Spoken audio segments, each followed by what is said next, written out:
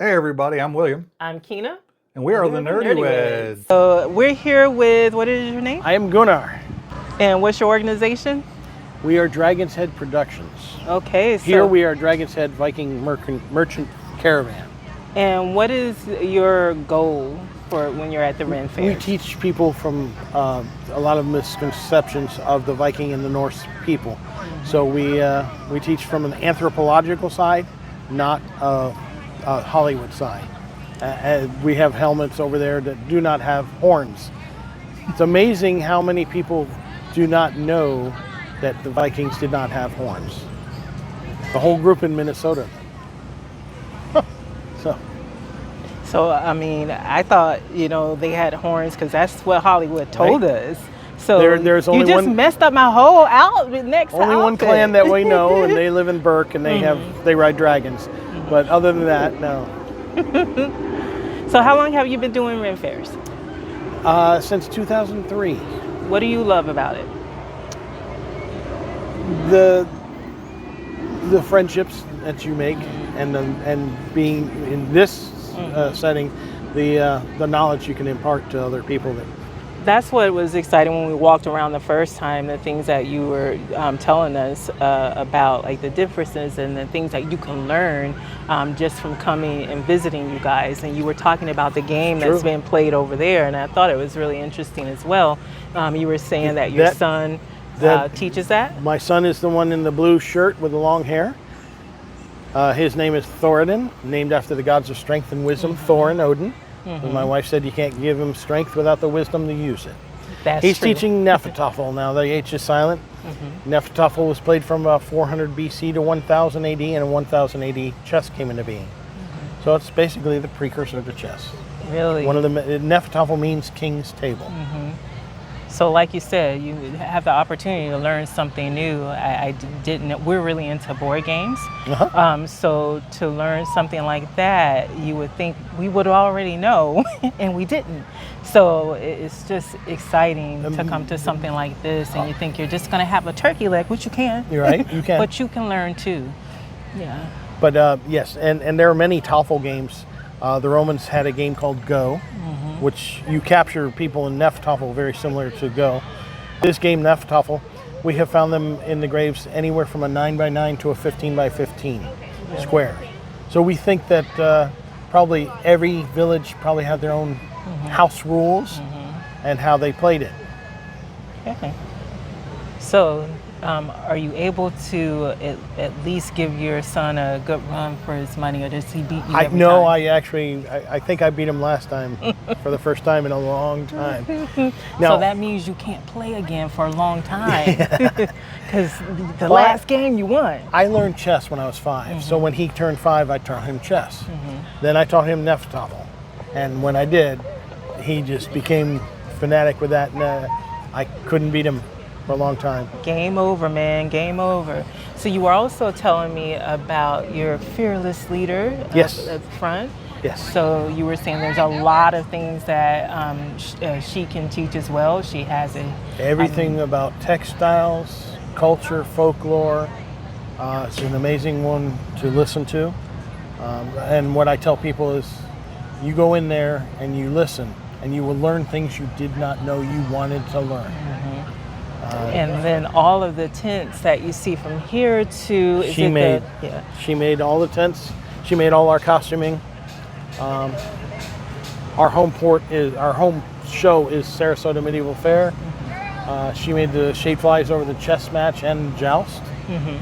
There's a pub area that she made the banners for. It's amazing. So Sarasota Fair is in November, Every weekend in November, yes. Okay. And then this one is just 2 weekends. Correct. And this is the Orlando Renaissance Festival. Okay. The other one was Sarasota Medieval Fair. So what's the next one we can see you at? We will be in January. We will be down in called the Venezia with a V. Renaissance Festival at Bonita Springs. Okay. Down in toward Fort Myers area. When in January?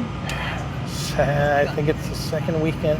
I'm really not sure. I think we might be able to do that. We'll see. We'll look it up. We have the name. We'll look it up. And maybe next time I can actually be in some type of Ren garb. it didn't work out today. Talk to my wife. Exactly. See, she does that too.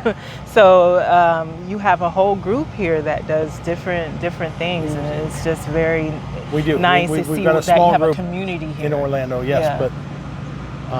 but I think we have about 13 tents now. So what's one thing that you would want someone who is new to going to Renaissance festivals to know?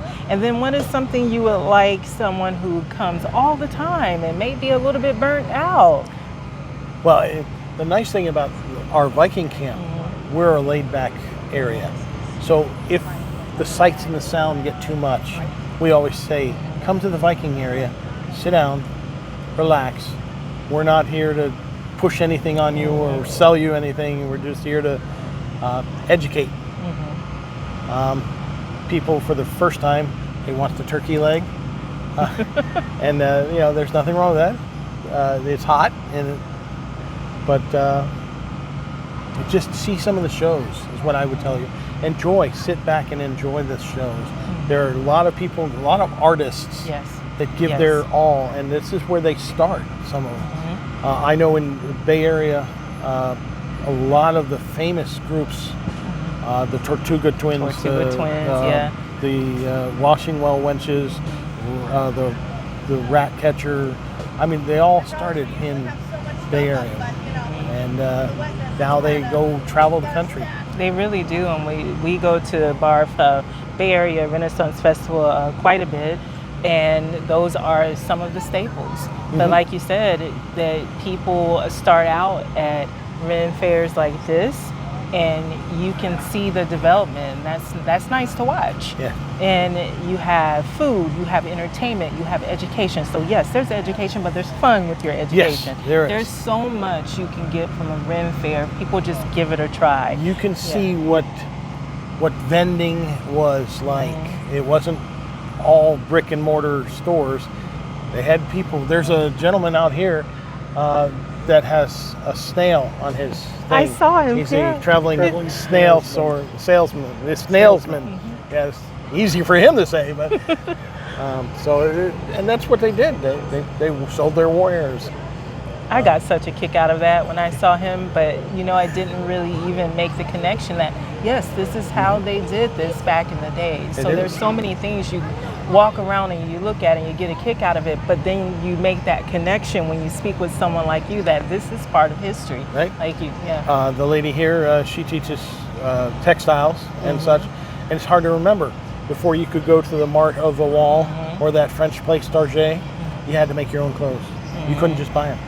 And it started with a drop spindle, some sheep, and some wool.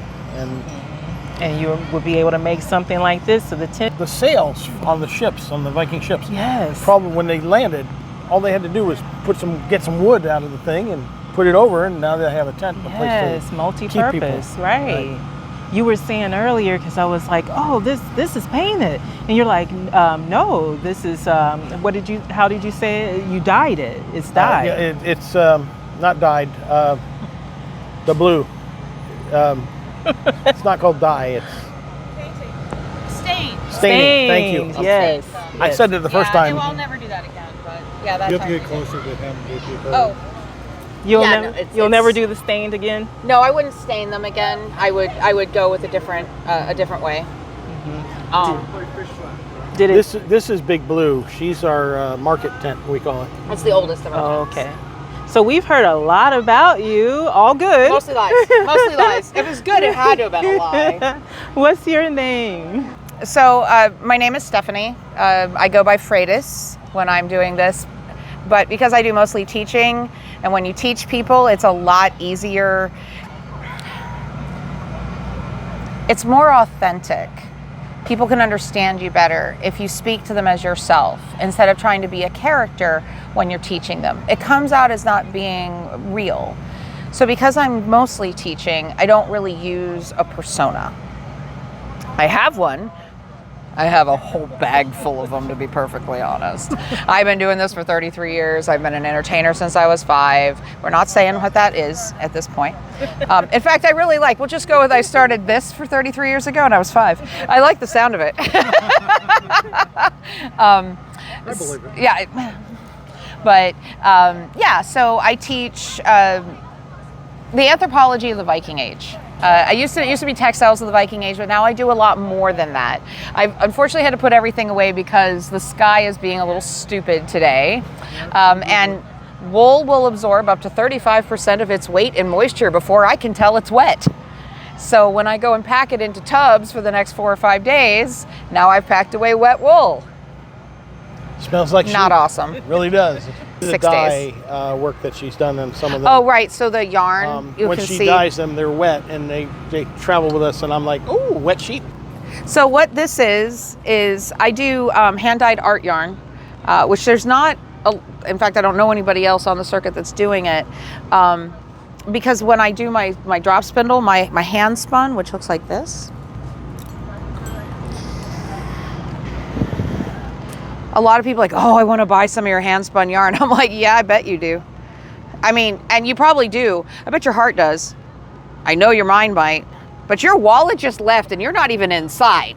So, you know, it's like, because it has to be. It's a very slow and time consuming process. And even when I do sell it, I'm making less than server minimum wage. It gets terrible. So I really actually don't prefer to sell it. I will trade it. I've been known to trade it to other artists for their art, because then we're, you know, kind of trading like for like, and that works out well for me.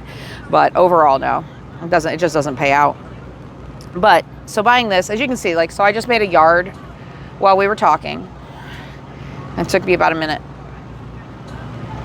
The weather's not helping, but I probably do spin it more than a yard a minute. I don't know. I don't time myself because I don't think about it. We should. We've talked about it, I don't know, a million times, but I never do it. But it gives you kind of a concept of how, and that's a single. So I don't know if you can see it. That's a single. So it's a thread. So it's only been spun once. It's gone straight from sheep's wool to being a piece of thread. If I spun it again, and of course I don't have any of it out, but if I spun it again, I would get something like this, where you can see there's multiple strands. See, this is actually 4 strands. I'm trying to like break it apart. Oh, my fingernails are so gross. But so there's 4 strands in there. So that's 4-ply yarn. So when you put them together to make yarn, you ply. And that is the incredibly minimal basics of how to make yarn. When do you dye it? At any point that you want to. Once the wool is clean, you can dye it. So that's actually very nice. So you started out, you said anthropology of Vikings with textiles. Right, that's what I was teaching before. My work in the Viking Age has always been the same. It's always been changing the misconceptions of the Viking Age Norse. What I am trying to do is change the really bad propaganda that's gone out about what they were and how they lived. And it turns out to be complete BS. Like, we've got so much anthropological and archaeological research. You know, we have bones of people, they said, oh, this is the most masculine of men, the manliest of Viking men. We did some osteological testing and figured out that not only did her hips look like a woman's, turns out all of her bones were a woman's. And she was held up for a century as the pinnacle of what a Viking man should look like. And I don't know about y'all ladies, but I'm going, we knew. Like, come on. Come on, she got buried with that much stuff. That's a woman. Because women haven't changed that much in 1,000 years, I can promise you that. Neither have human beings. And that's the reality. We haven't really changed that much. Our technology has changed drastically. You are watching me on something they couldn't have ever imagined. Heck, I couldn't have imagined this as a kid. I was still attached to the wall too, with a phone call. Big long cord in the kitchen. We all had the giant cord in the kitchen. Right? I remember that. And now our lives are in a box this big. They could have never imagined the type of technological changes, but they were part of a huge technological change because the ships that the Vikings sailed on, nobody had ever done anything like that before. We have access to the whole human knowledge in our hands. And potentially, if you pay enough money. And my math teacher used to say, it's not like you're going to carry a calculator in your pocket all the time. Dun, dun, dun. And that has reshaped mathematical education. Yes. We still need to know those things. We still need to know how to do basic arithmetic, but we don't need to necessarily know every other piece. maybe that's allowing us more space in our brains. And one of the things that I've been working with more recently is the concept of story through folklore. Everything you've ever learned in your life is a story. I've just told you a bunch of stories. It's all stories, everything you ever learned. And a lot of people will try to tell me, yeah, but what I learned is true, it's factual. And I was like, stories can be completely factual. I woke up this morning in that tent. I put my feet on the floor and went, oh, it's wet. That is an absolutely true story. Still a story. You still wanted to know more about it. You probably still would like to know, okay, what happened next? Yeah, what did you do next? What did you do next? I picked up my phone. I checked the time and went, no. It was like a double morning. And then I had to use the privy, which is always an morning. Best part about a privy is coming out. Freshly cleaned. I'm sorry. Second person in the privy is the best one. Why? Because when they clean them, it's all wet in there. And if you forget to take paper towels with you to wipe all of that, now you have wet. It's the worst. So somebody else to have gone in and wiped it first. Number 2 is the best person to be in the privy. FYI, in More case things that anybody you ever wanted to know that you didn't. But it's a great story. It is. This is my whole point. It's a great story. Is that what connected you to anthropology? Just the fact that you can learn so many stories? As I went through and I was doing more and I was getting more interested in Vikings, actually from a religious perspective for me, I suddenly learned about what anthropology was. I'd only ever heard of history. And I wasn't interested in history because I don't really care what rulers are doing and I don't really want to study wars. I was looking for what people did, the rest of the people, the other 95%, 99% of individuals that got lost in history. By the way, do you know what half of those people were? They were born with ovaries, and yet history completely forgot them. Turns out, throughout history, all of time and humanity, half the planet's been filled with women. What? That's cray-cray. But they have, and we kind of got lost. Why? Because there weren't enough women anthropologists. There weren't enough women archaeologists. There are many, many, many, many more than there used to be now, and we're really glad about this. But that's what kind of drew me in. I was like, I wanted to do more Viking stuff, and I thought, ooh, anthropology. So I took my first anthropology class, and I fell in love. And I've been in love ever since. And because anthropology, simply put, is the study of human beings throughout time, in all places. So it's a very, very small piece of subject matter. There's tons to do. And I literally just turned in the application for my thesis class this morning. Nice. Sitting at that table on that stool, which is a really interesting way to do it. But what the heck?